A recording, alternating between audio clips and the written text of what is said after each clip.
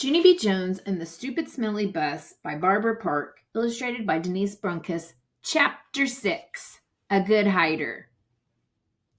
When you're the very last one in line, nobody watches you.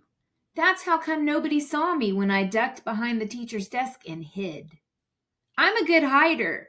One time at Grandma Miller's house, I hid under the kitchen sink. Then I made a growly sound and sprung out at her.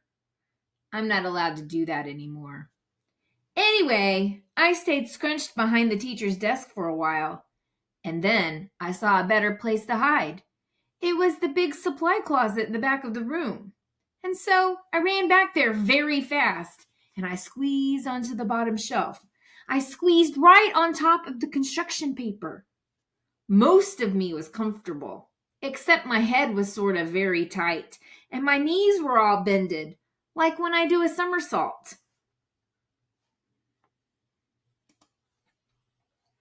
Then I pulled the door mostly closed.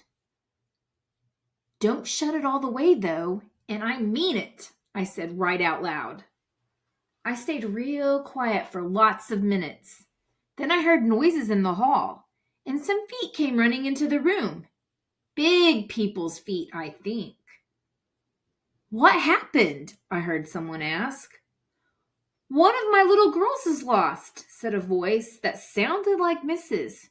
Her name is Junie B Jones, and she didn't get on the bus, so now we've got to go out looking for her. Then I heard some keys jingle, and the feet went running out again, and then the door shut. I still didn't come out of the closet, though. When you're a good hider, you can't come out for a very, very long time. I just stayed there all bended up, and I told myself a story. Not an out loud story. I just told it inside my head.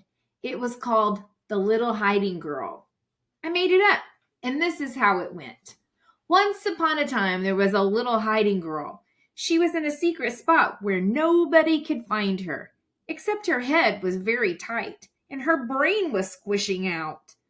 But she still couldn't come out of her spot, or a smelly yellow monster would get her.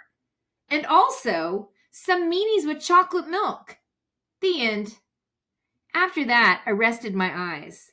Resting your eyes is what my grandpa does when he watches TV after dinner. Then he snores. And Grandma Miller says, "Go to bed, Frank." It's not the same thing as a nap, though. 'Cause naps are for babies, that's why. And anyway, I didn't snore. I just did a little drool. Then finally, when my eyes were done resting, they woke up. And so I came out of the closet and ran right to the window. And guess what? There weren't any cars in the parking lot, and no stupid smelly bus either. Whew, that's a relief, I said. A relief is when your stomach doesn't feel squeezy anymore. After that, I went back to the closet, 'cause while I was hiding, I sniffed the smell of clay, that's why. And clay is my very favorite thing in the whole world. Hey, I see it up there, I said. The clay was on the middle shelf. I stood on a chair to get it. It was blue and stiff, and so I had to roll it on the floor to make it soft and warm. Then I rolled it into a blue orange. It was very beautiful, except it had some dirt and hair on it. After I was done, I went to the front of the room and sat down in my teacher's big chair. I like teachers' desks very much. The drawers are so big I could fit in one, I think. I opened up the top one. There were happy face stickers and rubber bands and also gold stars, which I love a very lot. I stuck one on my forehead. Then I found paper clips and red marking pens and new pencils with no points and scissors and travel tissues. And guess what else? Chalk, I said. Brand new chalk that's not even out of its little box yet. Then I stood up on my teacher's chair and clapped my hands together very loud.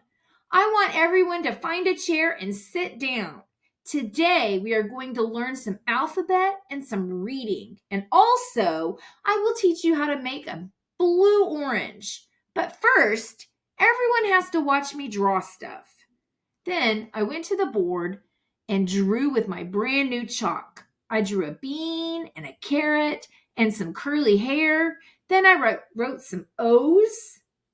O's are my bestest letter. After that, I bowed. Thank you very much, I said. Now you may all go out for recess. I smiled. Except not for that gym. That concludes chapter 6.